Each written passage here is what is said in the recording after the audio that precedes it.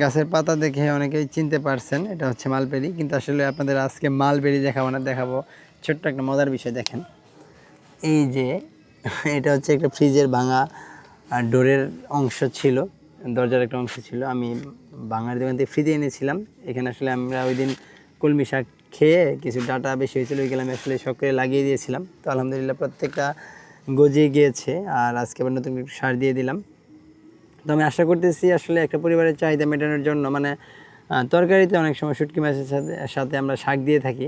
তো তখন এরকম শাক, এরকম একটা ট্রে থাকলেও অনায়াসে একটা ছোটোখাটো পরিবারের শাকের চাহিদা পূরণ হয়ে যাবে। তো আসলে এই কৃষি কঠিন কিছু না, বাট আমাদের সমাজটা ধীরে ধীরে নষ্ট হয়ে যাচ্ছে, মাদক জোয়া বিভিন্ন কিছুর দিকে আকৃষ্ট হচ্ছে। আমরা আসলে কেউ পরিশ্রম করতে চাই না।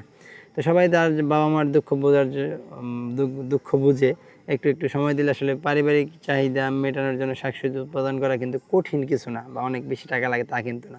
এইখানে শুধু দেখেন আমি গোবর দিয়েছি, মানে গোবরের ব্যাগটা বেশি, শুকনো গোবর আর অল্প একটু বেলে মাটি মিক্স করেছি, আর এই যে লাগিয়ে দিয়েছি। দেখেন 3 দিনে এরকম রেজাল্ট। আশা করছি 7 দিন পরে এটা আপনারা দেখে চিনতেই পারবেন না।